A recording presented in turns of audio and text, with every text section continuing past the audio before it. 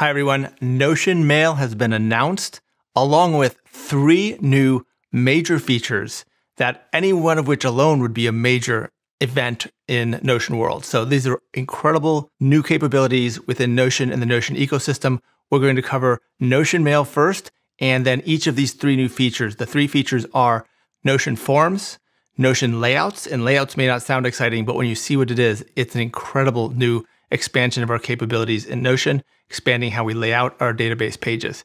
And finally, expansions to the automation capabilities for Notion databases. So in particular, the ability to add Notion formulas into the actions, as well as bring Google Mail email notifications into formula actions. More on that soon. We'll cover each of these, but as usual, we're not just going to cover the features like typical feature releases. We cover these in the context of how to apply them in our Notion life systems. This channel is all about applying Notion to life enhancement and life systems, so we're going to connect the dots on how or where they might come up short in terms of being useful for life systems beyond the functions and capabilities themselves. But 3 exciting new features and a whole new app with Notion Mail. We're going to dive into all this. Just a quick announcement before that, we have now launched Fast Track Notion. This is my new program. It is the fastest, easiest, most immersive way to learn Notion, whether you're starting from 0 or an intermediate and just want to get up to speed on some of the more advanced capabilities. We cover it all. Along with that, it's a community of enthusiastic, dedicated, diehard Notion lovers, and all building and creating and making things happen together with each other as a community in this new Fast Track Notion program. So if that's of interest, that's at fasttracknotion.com. And in the next few weeks, we're going to be launching our flagship program, Notion Life Design. This is the world's preeminent program on building a life that you love, a life that you are excited about, the life that you are meant to live, using Notion as a foundational tool, but really all the building blocks of shaping, designing, and cultivating the life that you want to live. That's going to be launching in the next few weeks. In the next week or so, we'll start updating more and more information to the mailing list. So if you want to get on that update mailing list, just go to notionlifedesign.com. If you're watching this video after we've launched, notionlifedesign.com will take you to the full program. All of those links are below in the show notes. Now let's get into these 3 new expansive features in Notion and Notion Mail, the second app in the Notion app ecosystem. So let's go straight into the app here. And right here we see Notion Mail. This is working within the browser. And first of all, the first thing you notice when you get into Notion Mail is it feels very Notion. This was built from scratch. It was built by the team that Notion acquired through an acquisition, but this is not taking their product and applying it to Notion the way that Notion did with Notion Calendar. This is taking this team that's very knowledgeable and experts in email and related functionality and building a Notion email app from scratch. And so what they've done is they've created an app that feels very Notion. That's the thing that strikes you the most. It's kind of cool how it just operates with the same type of interface we're used to in the core platform at this point. And I should really emphasize, this is an early beta view. Notion is going to open up a more public beta here very soon. And then in 2025, they're going to release the full featured official Notion Mail. So we're getting an early view here. Obviously, the functionality will change. Inevitably, it will be enhanced by the time it's the full public release, but they're going to open this up for a broader range of beta from the small beta that myself and a number of others close with Notion have been doing. So they'll increasingly expand that beta pool. But this is the current view as of the day they're announcing this is coming. And some of us have been testing it and playing with it and giving feedback to Notion for a while now. But this is going to expand by the time it becomes an official launch. So you'll see a familiar look here. Of course, we have light mode and dark mode, and the layout is just very Notion. You'll see the same settings and a lot of similar design elements. Of course, we can close and open and have the pop out on the left, just like we typically can in Notion. But these functionalities are all geared towards email now. When you first set this up, you have a choice between a few different ways to set this up. I've chosen the inbox zero method, which is how I like to work. So it'll bring in all of our latest emails and we can manage them as they come in. You got the typical send, drafts, spam folders. In archive here, you get an organized layout of the history of emails that after you process them in the inbox, you send them over there. So if you open email like this and process it, and then you can hit archive and it'll be gone and it'll be in the archive. Now Notion has great keyboard shortcuts in this app. So Command K opens the quick access functionality, but you'll see there are a lot of shortcuts by default. you'll see in this Command K area, you've got a lot of traditional keyboard shortcuts. And I've been able to do almost anything I've wanted to with keyboard shortcuts. So that makes it highly quick and efficient to work if you want to work with it in sort of a power user mode. Down here, we have views, and views are great. These are different ways to look at different slices and dices of the data. This is bringing that database mentality from Notion into email. So some of them are simple. They're just tags. So like this newsletter item here is just a tag. Many of these came in by default just for my Gmail tags, because at this point you connect to a Gmail account. In the future, Notion has said they intend to have multiple different types of emails they sync with, and potentially even their own native email, which would open up more feature capabilities. But some of these are new. For example, the calendar one here, I can't open it because it's going to expose my calendar, but it'll show all the emails that have a calendar invite. So it's a quick way to access any calendar emails very natively with this smart filter. In addition, just as we hover over here, we get the familiar looking 3 dots. We can control what's shown, but more importantly, we can add new filter views. And Notion has some very clever ones already designed. If you want to see things from the perspective of a certain functionality like recruiting, there's GitHub prioritization for perhaps bug feature requests, or however you want to prioritize your development. This will prioritize by sort levels, looking at those different criteria. Down here, it's sales, support, calendar. You have a wide variety. Here's another priority one that's less GitHub-y. Updates, unread. So I haven't tried all these, but there are different ways to slice and dice your view of your email inbox.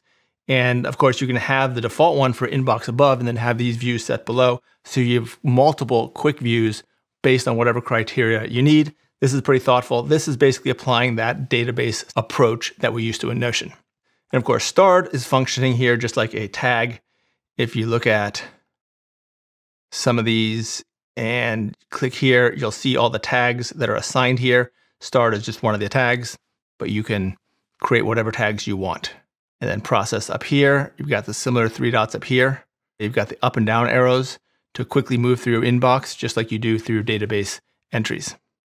Now, some of the coolest things here, if you compose a new email, for example, you have some very familiar building blocks. In the email composer, if you hit slash, just like in Notion, you can do this block type functionality. You can do headings, you can do bullet lists, numbers, codes, quote.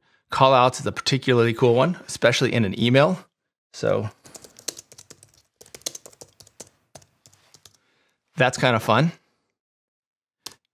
Go down here, we can do headers just like usual. And of course, we have the normal codes to put the normal types of things we like to enter in our Notion spaces. And we can build out not all the blocks in Notion, but a lot of them. Notably, columns is not here, but really how much time you want to spend laying out each email you send. On occasion, I could see this being nice. I think more, it just feels like Notion. It gives it that familiar environment. And if you want to throw in a quick emphasis, this could be useful. But clearly, we're not going to build full web pages in our email sender very often, but I think it's kind of fun. I think it's kind of cool. Down here, we have some AI capabilities built in already. And some of the coolest functionality of AI is you can set auto reply prompts for your incoming email. So for example, I sent this one to myself just as a test. I have not done anything to reply. This is automatically generated by the AI prompt that I have preset. So I just sent this sample podcast inquiry, and by default, it had a pretty reasonable reply. Basically, the message coming in didn't have much information. The reply says, great, tell me more. What are the details? And that can be modified and then sent. But this was all generated by default by the AI prompt I had pre-built into it. So a lot of these Notion AI capabilities are at the outset being integrated into this platform. Similarly, if we go into settings, appearance, we got our dark and light mode.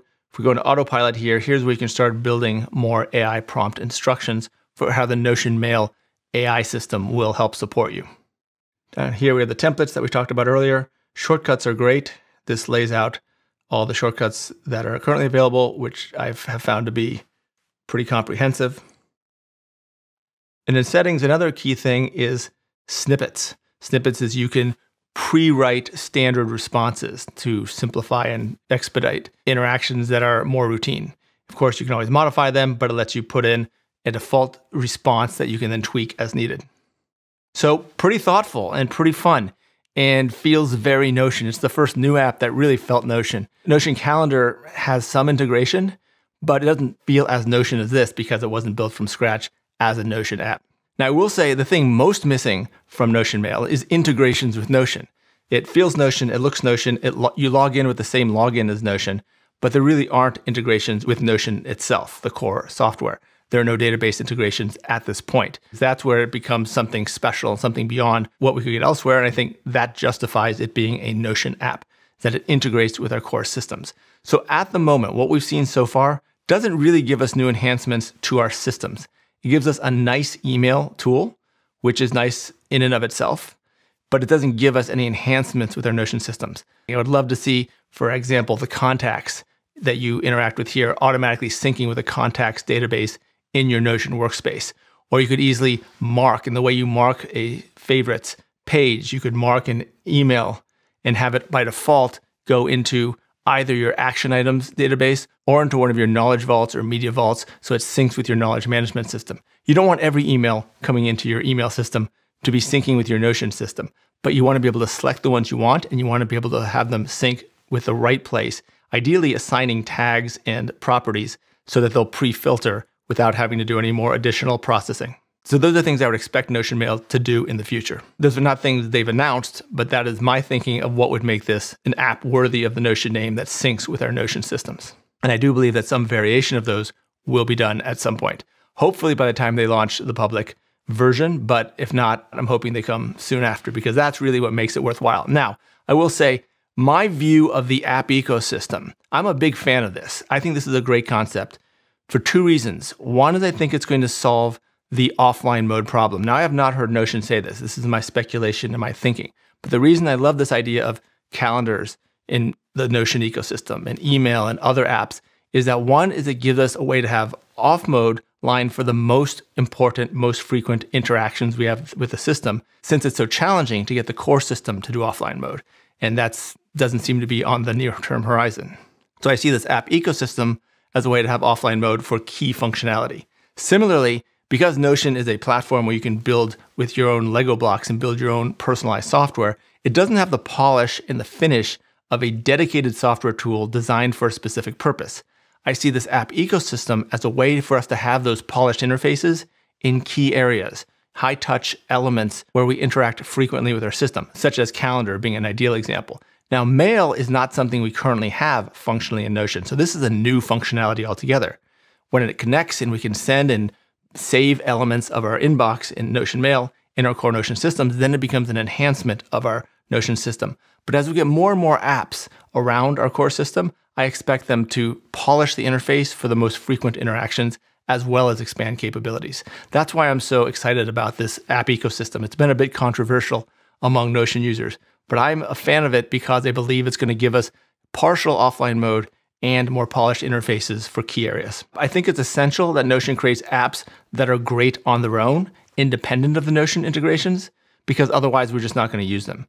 It has to be a good app and have Notion integrations, because if it just has the Notion integrations but it's a mediocre app, we're not going to want to use it as our primary app. And if we're not using it as our primary email or calendar app, then we're not going to use it at all. So I think there's validity in that Notion is choosing to initially prioritize making the apps great and then increasingly bring in integrations with the core system, as long as we ultimately get to both. But it's essential that they create great app experiences in and of themselves for email, for calendar, and for whatever else they come out with, in addition to the integration. So what I see is that they're prioritizing great app design to begin with, so that this would work for anyone as an email app, in and of itself, just like they did with the calendar. And that's what we see at this stage. A well-designed, thoughtful, fun, engaging app to interact with, and one that works well just as an email app. Okay, on to the next features. Now we jump over to Forms. The beauty of Forms is that it's so good while being so simple. There isn't even that much to explain. It's so well designed as an intuitive experience. So in the beginning of each page, now at the bottom, Forms is one of the options. So of course, you can also type /form. And now we get the form builder. Note we have a tab for form builder and we have a tab for responses. Responses gives you a table, which will be all your results. Form builder is super intuitive. Demo form, you can put a description there if you want. You can set a default that only your workspace members can participate. You can open it to anonymous responses if you want, or only people who are logged into Notion and are then registered by name. You can also open it to anyone with a web link, so it's public, or no access closed. So let's make this anyone with a web link. It notifies you that it's public. The first question, question 1, then you see which question type. The type here is text, so it creates a text box for the response. Question 2 is a checkbox here, and you can easily add new ones just by hitting enter, as we've always done with bullet points or checkboxes. So super intuitive. You can add new ones down here, and you have all these different formats. You can do multiple choice. You can have a date entry. Let's say you do that. Then if we go up here to preview, you can see what it looks like. And the date, you click here, and it's going to give you a calendar to choose. And if you need to collect a date, that's the way to do it. Here we've got the text box. Here we've got a selector. That's a single select. So if we're done reviewing, we jump back to forms, and we can continue building out the form. You can have this to upload files or media. Click on the right here, and you can change the question type. You can make it a URL, an email, a phone number, checkbox. Checkbox would be a single check. So for a yes or no question, you can enable the ability to type a description or not. You can make it required with an asterisk or not. You can view the property that this question is linked to in the table and modify the property. You can sync here with the property name, which is probably a good idea to keep them in check with each other. And that gives you a pretty feature-rich but simple and intuitive builder for forms. So multiple choice or whatever you want. For multiple choice, starting from scratch, you can just type in the ones you want.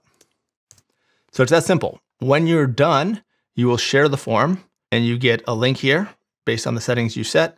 You hit preview here, and you see all the updates you added. You check off the ones you want. That's a multi-select right there. These are single selects. And you've got it. Hit submit when you're done.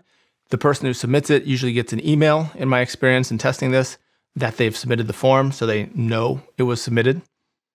And it's just really well thought out. It's simple, but the interface is very clean and professional. I really like the design. Usually something this simple feels unfinished, but this doesn't. It just feels very Notion minimalist. So well designed and well implemented. And we have all the controls that we always had for favorites and settings up there.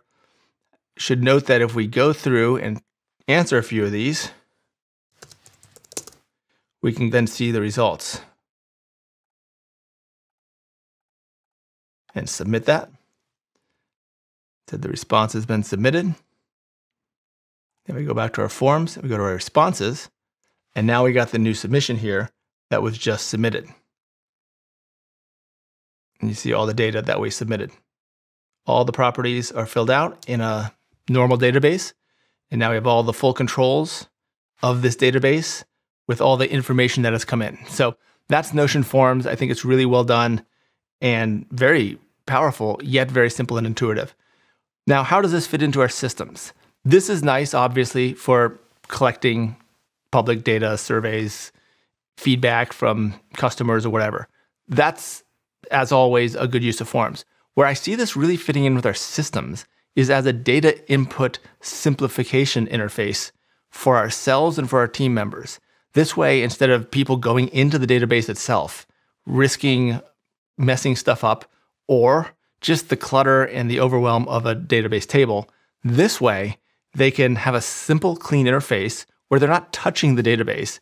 Or even yourself, if you want a morning startup and we want to just query how you're feeling or whatever metrics you're entering that day into your daily tracking, it's a great, simple, pleasant interface for entering data that you typically collect about your life or about your business. So I see this as a key interface for our systems, as opposed to always being in the full database. So think about where you might create an interface for yourself or for team members that just makes the routine of collecting and tracking data simpler, easier, and even more enjoyable. So that's where I see Forms fitting in. Now jumping over to layouts. Layouts is really cool, and maybe the thing I'm most excited about. We have a database just like any other database. And now we have the ability to access custom layouts. We get all these options as we have since that recent change. But now we have customized page layout. Click that. And we see something like we have never seen in Notion before. So now we have these groupings in the center and the opportunity to add more groupings on the right. So I just hit date over here. I move the property from over here over to here.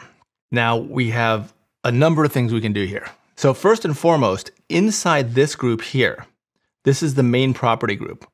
We have the property list as we always have. But perhaps my favorite thing of all of the capabilities here is we can now add sections. So as always, we can shuffle the order here, but we can now add sections. So we can add section 1. Now we can add a second section, section 2. We can move these anywhere we want in this list. So I'll put that down at the bottom, and then I'll move some of them properties down into the lower section. And we have some of the properties in the top section. Now, if you look over here, you see we have toggles with groupings. We're in the editor mode, so you can't really interface with it yet.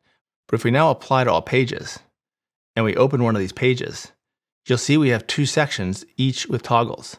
How great is that? Now we can organize long lists of properties into groupings. That's a fantastic addition. Now we go back in here. Now if we're in a page, another way to access the editing of the layout is now up here. Next to add icon and cover, we have custom layout. Click there and we're back in the layout editor. So we can group these into sections, which is great. We can also put things on the right side here. So you can either take properties from here and move them over there. We could move the entire property box over here, in which case when we look at it, let me go back into layouts here, we open one of these entries, and if we make it full page, we have this whole sidebar with the properties now. No properties up here. That makes the page very clean. We can close it, or view details, open it. Similarly, there's an icon up here where we can open it and close it. And we can put all the properties on the side. That's nice, but that's only one of many options. So we want these back here. We can put the date on the right. We could add additional properties. Say we want to add media and files, so there's an upload, and when we have that on the right, we could put it on the right, or we could put it in the middle. Either way, we can build a whole sidebar now. We can build a whole main column as well. And if we have multiple different properties being entered down here, we can change the order and sequence into any order we want. We can add additional things on the right. Create a new date property on the right. Any properties you can put on the right or in the main columns here. We can organize these subgroupings in the primary property group, or we can add additional boxes for additional properties. Let's take a look at what this looks like. Let's say we upload something here. Let's go into a page and then we can do it. So now we see the sections just like we talked about before, but now we have another section below it for the date property, which is what we assigned as a new group under it. We have this medias and files, so we could upload a new embed or file upload here if we want. Again, we could put all these on the right, we could put them on the left, we can put them wherever we want, and we have a lot more control than we ever had over the page layout. Some more cool things let's take a look at. So now we can pin properties at the top. I love this aspect of it as well. So say we want to put a few particularly important properties up here. We click there, and over here we see all the properties with a pin icon. We can now pick the ones we want to pin. Let's say date, edited by, and this multi-select. So now across the top, sort of like in the wiki layout, with one of the views for wikis would have the properties across the top, you can pin a few of the key properties across the top. And then when you look at the page, you get these across the top, and then the rest of them down here. So that's a nice format as well. And you can do any combination of these, pinned, sections, different media blocks in the center, any or all of these on the right side. Either way, it all works. You get the option to show backlinks. You just get a lot of flexibility. You can choose whether the comments are expanded or not. This was a setting before, but now it's built into the layout editor. You can minimize or give full commenting. And you can add new properties while you're in here. So it just shows a new select property, and it gave me a new selector. So now you can build out pages with unique qualities, so they have a unique feel for the type of database you're using them in. You can also organize the properties so much better than you ever could before. Between the center columns, the different groupings, the subgroupings, and the right sidebar, you have a lot of layout control. This is awesome. This will be valuable for system design because we use our databases so heavily in system design. And now we have the ability to have the layouts in the way we interact with the data much more organized and also just better looking in many cases. So we can move stuff out of the way that we don't use often. We can put key things lumped together either in the sidebar or in groupings. It's just a great way to now design systems more intentionally and more deliberately. So that is layouts. Up here, we have the ability to sample the layouts with any of the entries. So if different entries have different types of data, you could switch between them as you're doing the layout. And then you have the ability to apply them to all pages. That's basically saving. All right, and that is layouts. And then finally, we have some automation enhancements. We'll just touch on this quickly, but the real key enhancement here is when we take any database, this is just sample data, and we go to automations, triggers aren't changing at the moment, though I have a feeling they will at some point soon because we're getting a really powerful new capability in actions. And that is the ability, first of all, to a lesser extent, but still useful, is the ability to interact with Gmail and have an email sent as an action. So now, in response to whatever trigger you set, a notification to you or anyone else you want to send an email to can be done by email. That's a nice action addition.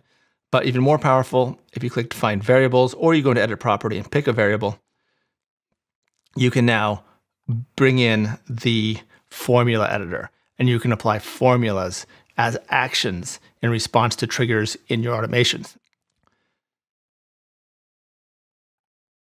Similarly, if we go into edit variables and we pick salary or whatever, we now have a formula, edit as formula here.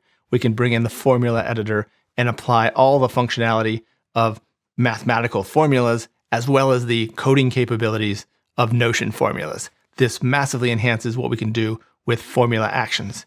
Of course, I would love to see formulas and triggers as well. I suspect one day we'll see that. But for now, it's great to have formulas added as part of the repertoire we can choose from for our automation actions. So I'm not going to get into specific formulas now. I'm interested and curious how many of you are interested in digging deeper into formulas. Let me know in the comments below, or automations more broadly. We did a big automations video a couple months ago. So if you want to see my overview of all 10 types of automations that Notion can do, and it's now expanding, I did a whole comprehensive video on that recently. If you want me to dig deeper into automations and formulas, let me know in the comments below. I'm curious what the interest level is. That is a more advanced function. It's essentially coding. So it's not something that most Notion users are going to do. You don't need to do formulas. It's not essential. You can be a Notion power user without it. But there are some neat, cool, fun tricks and effects and functionality you can build with formulas. So it's doable. Anyone can learn it, but don't feel like you need to. And if you're struggling with just getting up to speed on databases, do that first. There's so much you can do without formulas. Not essential, but it is a nice to have. So let me know what the interest level is on automations and formulas to go deeper on that, or really anything. Let me know what you want me to cover. I also intend to get more into Pillars, Pipelines, and Vaults functionality and life system functionality beyond core Notion features. But we had some big Notion features that are really powerful for system building. So I wanted to cover those in the last, 4 or 5 videos. And we can do a few more of those if this is helpful. Otherwise, we can dive more into PPV related content. So that's it for today. A lot of new exciting features. We've never had so many big features drop on the same day. So it was kind of fun to do a big roundup of all of them. It's exciting to see the Notion app ecosystem expanding. If this kind of stuff is of interest, be sure to subscribe. If you found this valuable, hit the like button, and we'll have lots more to come. Be sure to check out the Fast Track Notion program if you're interested in enhancing your Notion skills. That's at fasttracknotion.com. If you're interested in designing the life you want through Notion as a life operating system, check out our upcoming Notion Life Design program, our flagship program at notionlifedesign.com. That's all for now. Lots more to come.